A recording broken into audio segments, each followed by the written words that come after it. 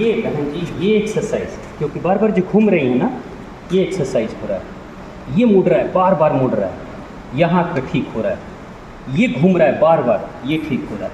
तीनों ज्वाइंट, इसी तीनों ज्वाइंट के लिए तो लाखों रुपए खर्च हो जा रहे हैं।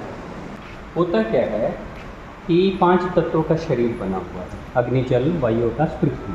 ठीक है, वायु तो मिल गई ऊपर से, पानी पी लिया आपने ऊपर से, आकाश यानी स्पेस भी मिल गया, सूरज की किरणों से अग्नि भी मिल गई, पृथ्वी कहाँ से मिलेगी? धरती कहाँ से मिलेगी? धरती या तो मिलेगी आपको सब्जियों में, अनाज में, ये सब पृथ्वी तत्व है। लेकिन मेन जो पृथ्वी है वो डायरेक्ट अर्थिंग से मिलती है।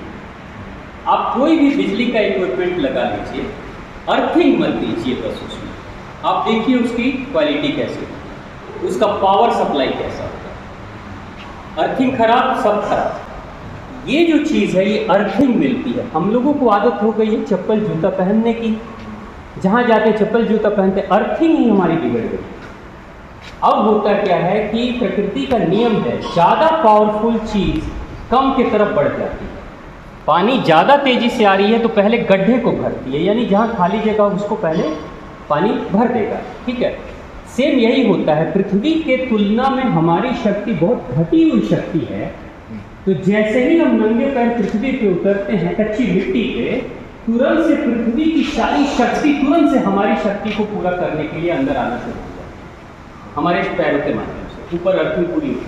जब इसकी शक्ति पूरी हो जाती है, उसके बाद से तुरंत से हम लोग इक्विलिब्रियम स्टेट में बराबर समतुल्य में हो जाते हैं। अब इसका प्रयोग कभी भी करना हो, आप देखिएगा, अगर कोई व्यक्ति जो भारत में रहता है और वो विदेश चला गया, जैसे अमेरिका चला गया, लंदन चला गया, जहाँ पे दिन और रात अलग अलग है, मान लीजिए जब यहाँ दिन हुआ तो वहाँ रात, यहाँ रात तो वहाँ दिन, ऐसा जब टाइम होता है, तो अक्सर कोई भारत का आदमी जब अमेरिका जाता है उसका नींद का पैटर्न बिगड़ जाता है, नींद उसकी अच्छी नहीं आती है, क्योंकि यहाँ का नेचर अलग है, वहाँ का नेचर अलग हो गया। अब उस आदमी को कुछ दिन लगता है एडजस्ट करने में, कोई अमेरिकन भारत आएगा तो कुछ दिन लगेगा उसको एडजस्ट करने में। लेकिन अगर ये एडजस्टमेंट जल्दी चाहिए तो वो व्यक्ति जहाँ जाए दुनिया के जिस कोने में, वहीं पे नंगे पैर वहीं के धरती पे चलना शुरू करते हैं।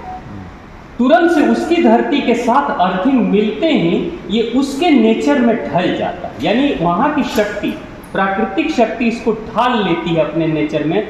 वो व्यक्ति भारत का होगा लेकिन वहाँ तुरंत जाके कुछ ही दिन में अमेरिका के एनवायरनमेंट में रच बस जाएगा।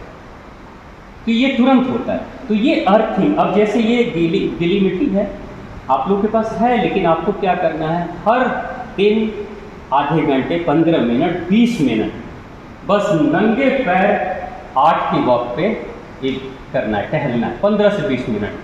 कभी भी आप आइए, कितने भी टेंशन में रहिए, एक बार देख लीजिए अपने आप को कि अभी मन की स्थिति क्या है, थकान है, टेंशन है, तनाव है, ये देख लीजिए। और उसके बाद आधे घंटे 8 वॉक टहल लीजिए और फिर चेक करिए, आप देखेंगे ऊर्जा बढ़ गई।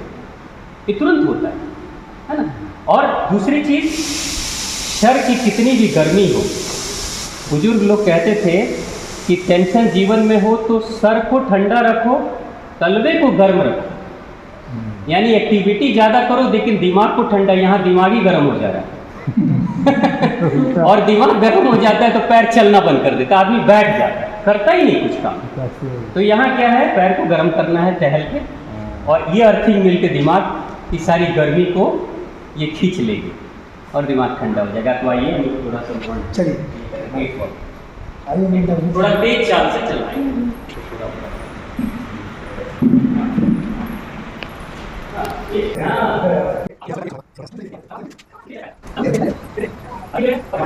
और घुटनों के क्रीज जो खत्म हो जाते हैं, डॉक्टर बोलते हैं ना, वो सारा क्रीज बन जाएगा। जिनको कमर का दर्द हो रहा हो, ये बार बार कमर मोड़ के ठीक हो। अब ग्रीज अगर नहीं बन रहा है तो सारे जोड़ों में ग्रीज बन रहा है। और मन की शांति बढ़ती है, क्योंकि आपको ध्यान लगाना, आर्ट बनाना है, आपको पूरा ध्यान, यानी मेडिटेशन भी हो रहा है, एक्सरसाइज भी हो रहा है, अर्थिंग भी हो रही है। अब घुटने का कट की आवाज, चलने की आवाज, सब कमर पे चर्बी ज्यादा हो गई हो, मोटापा बढ़ गया हो, कमर की चर्बी घट जाएगी। आप देख रहे हैं एक साइड एक पैर पे वजन पड़ रहा है ज़्यादा, फिर दूसरे बार पे दूसरे पैर पे वजन पड़ रहा है बारी बारी से। पैर को थोड़ा दबाओ, जमीन से दबाओ।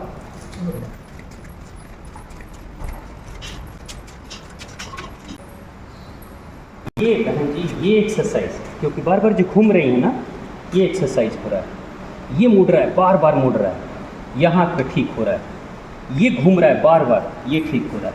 तीनों ज्वाइंट, इसी तीनों ज्वाइंट के लिए तो लाखों रुपए खर्च हो जा रहे हैं। तो किसी का ग्रीस खत्म हो जा रहा है, तो किसी को साइटिका की समस्या हो जा रही है, तो ये कमर का बैकबोन की प्रॉब्लम हो रही है। L1 L2 बोलते हैं कि हाँ अब आपकी हड्डी घिस गई है, अब ऑपरेशन करना पड़ेगा। कोई जरूरत नहीं है, मूवमेंट शुरू हो गई।